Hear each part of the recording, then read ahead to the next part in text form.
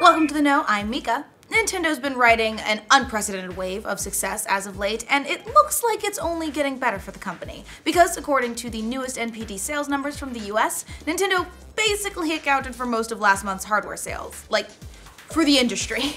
The news report says that thanks to the still #1 Switch, the SNES Classic, and the 3DS, Nintendo hardware made up 2/3 of all hardware sold in September.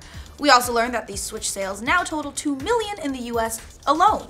It'll be interesting to see how a certain mustachioed plumber bumps sales for the system even more in the coming months. In the better late than never category, it looks like Nintendo has finally added a number of much requested Switch features, courtesy of their new 4.0 firmware.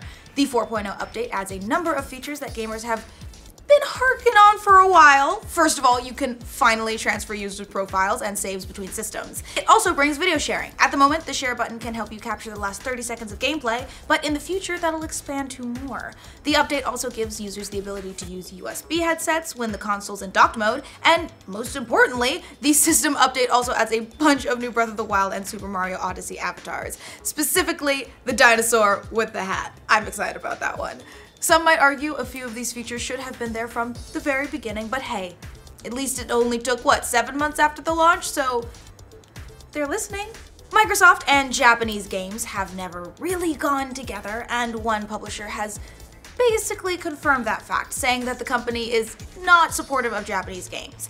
NAS America president and CEO Takuro Yamashita told MCV, honestly speaking, Microsoft's approach to Japanese games hasn't been very supportive. He added that Japanese games are a niche element when it comes to Microsoft. NAS is well known for Japanese RPGs like the Disgaea series, but yeah, don't expect to see them on the Xbox One, whose sales are almost non-existent in Japan. Another Japanese developer, Nihon Falcon president Toshihiro Kondo, said he's not opposed to putting games on the Xbox, but he said that the situation would have to improve first. He told MCV, looking at the situation in Japan, the Xbox has had a difficult time because the market isn't there. We have to take a if things improve attitude and just pay close attention to what's happening.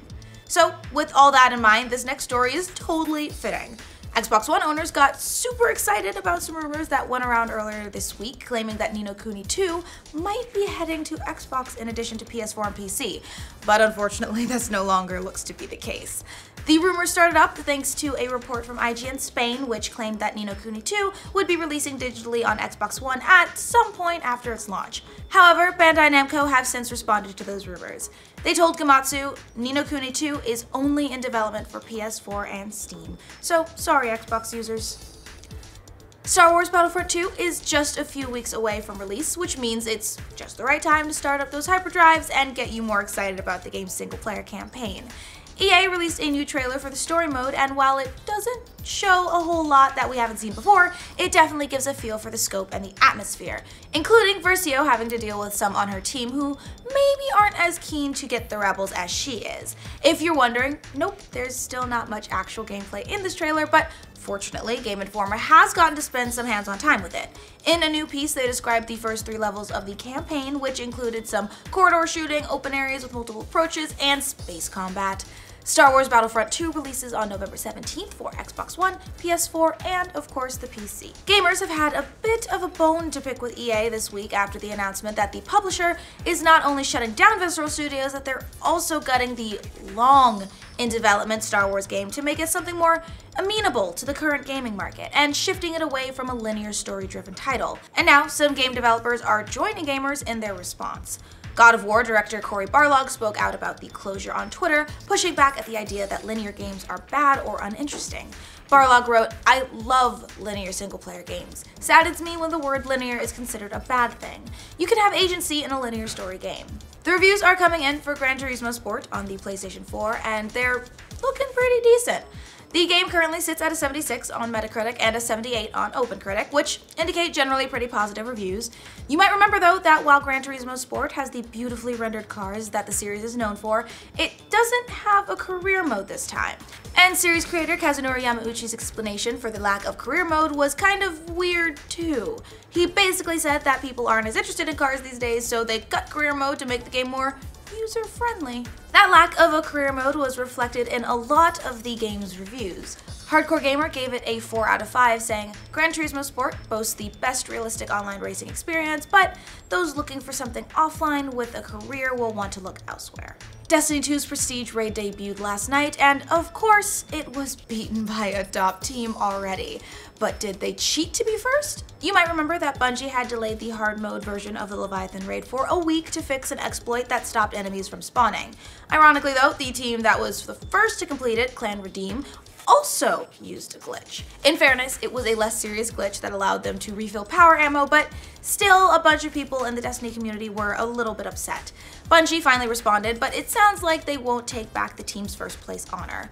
Community manager Cosmo wrote, "We've seen the reports that an anno exploit was used today in the Prestige raid. This was not the specific exploit we were checking for, and we don't currently have the ability to detect it." Bungie went on to say that they will post the top 3 finishers tomorrow, and you can make your own decision as to who should be celebrated. So way to pass the buck, Bungie. How about fixing that one glitch that wipes everybody in the middle of the raid and forces us all to start over? The X-Force movie could start production next year, that's according to Josh Brolin, who stars as Cable in the upcoming Deadpool 2 and will also appear in the X-Force movie, we assume as the team's leader. In an interview with Collider, Brolin said, "I think X-Force starts filming sometime next year or soon thereafter. It depends on how Deadpool 2 does, but I don't think that's a make or break kind of deal." The X-Force movie is being written and directed by Drew Goddard, who also wrote Cloverfield, The Martian, and directed Cabin in the Woods.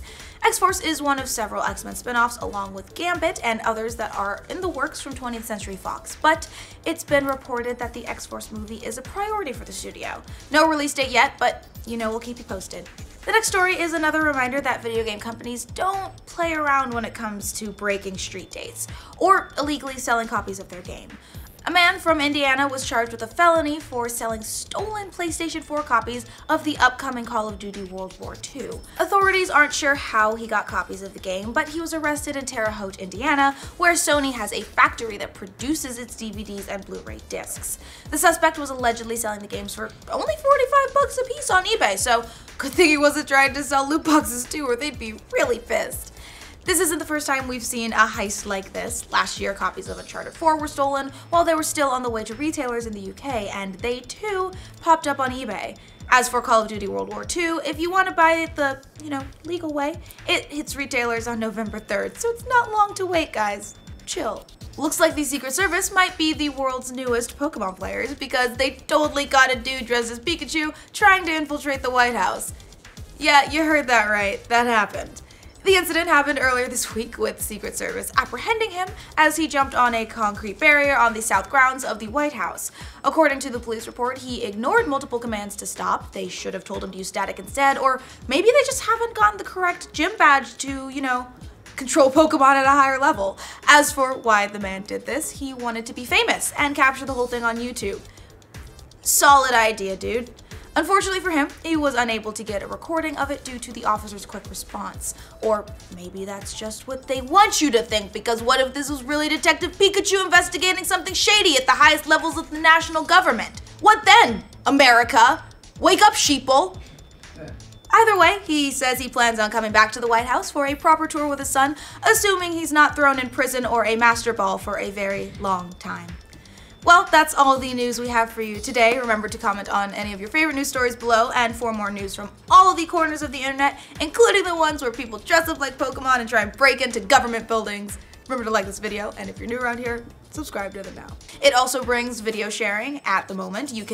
Another Japanese developer, Neon Falcon President Toshihiro Kondo. However, Bandai Namco have since responded to those rumors, and they told us, including Versio having to deal with some on her